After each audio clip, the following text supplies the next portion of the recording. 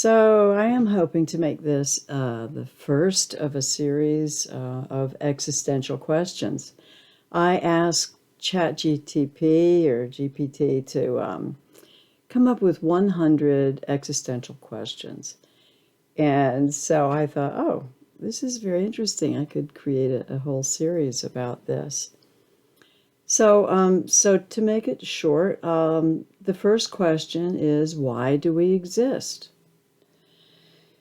Yeah, well, I would say it's the only dance there is. I think we're all here for the thrill, for the whole experience, kind of like the way we play video games or go skydiving.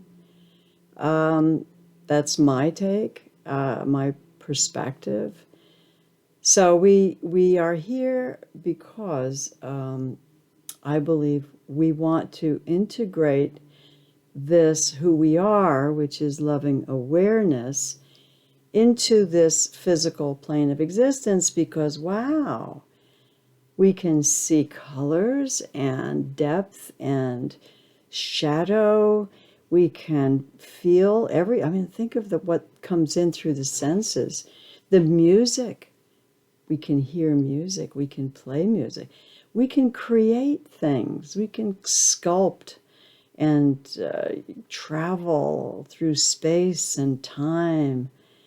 This is a massive playground, but we end up getting pulled into these side alleys that if we go farther and farther, we just follow our fears.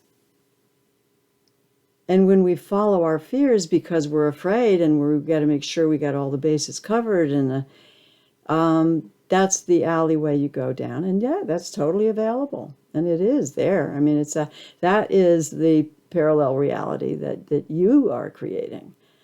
That's kind of, you could mix that with quantum physics and Buddhism. I mean, that's kind of where those concepts merge, that we are creating. We are drawn by our thoughts. Well, that we pull our thoughts in by what we are resonating.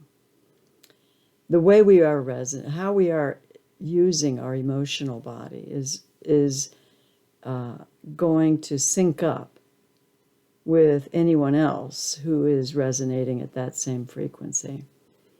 So if we are allowing our frequencies, if you will, kind of just to go run wild, and anybody who has that understanding can influence the way we are resonating. They know how to do it, and they can do it, and whatever. It's like they're playing games with us, and the game for us is to learn how to play the game. And that means figuring out how to manage your energy. If you're resonating at a low frequency, if you study the chakra system, that's the ticket, in my view, to the key. Those are the keys to the game. If you know how to recognize where you are in your energy body, if you're very tight and tense and way down in the first couple chakras down there where you're in survival mode, fear, anger, reactivity, lashing out, animal instincts, second chakras, craving, desire, need. When these things are in balance, that's a beautiful thing. And that can be what we came in for, the beautiful things of all of us, of all those chakras. But when they're not being properly managed, they're painful, first of all, causing a lot of mental suffering and ill health in our body. And if we know how to pull out of that and raise that up, just to change it, something as simple as just a joke, believe it or not, a nice, healthy joke about the whole thing can up-level a lot of anxiety. Even briefly, it can make a difference. So to get a broad perspective of what we're doing, what are we doing? Why are we here? Big question. I would say we are here to find out if we can actually learn how to have fun together. Yeah. Because right now it's just we all just trying to figure out how to walk and keep falling on our butts and getting bullied around. And so let's figure out how to play. We can make this a paradise. And I was intrigued by an article recently called Coming into the Post-Cognitive Humanity, using AI as a tool.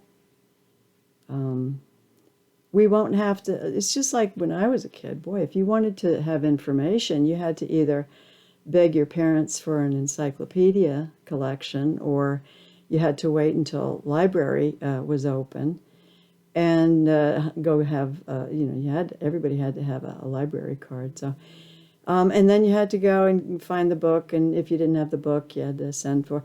It was a lot to get any information. But because of all the advancements in artificial intelligence, the internet, we have everything at our fingertips right now for information. So the idea of going into a post-cognitive world is fascinating, because we will use, this article, by the way, was in Psychology Today, October 15th, 2024. Coming from a medical background, it's seen as a wonderful tool, opportunity to compile all of this medical information that we know and have every doctor have all of it at their fingertips for helping diagnose and treat and hopefully have better results. So in that sense, AI is almost inevitable. I feel like our cognition, which we have always held as, the pinnacle of human prowess, will be questionable. I mean, that nobody's going to be, AI is going to overtake our cognition. And so we have to redefine who we are. If that's not who we are, what are we? This article, fascinating, implies that it's potentially going to squeeze us to find out who we are if we're not in our head thinking all the time. Perhaps we will find new intuitive skills developing, or understanding of the emotional ways of using our body. Who knows? I don't know. Creativity. I know AI does a lot of creativity, but perhaps there's something there that we would end up looking for things that are not accessible to artificial intelligence, spirituality, whatever that means. Maybe we have an opportunity to move more in that direction. So why do we exist? That was the original question. It's a great one, because, Ram Dass said it's the only dance there is. If we're not doing this creative process, we're doing nothing, really.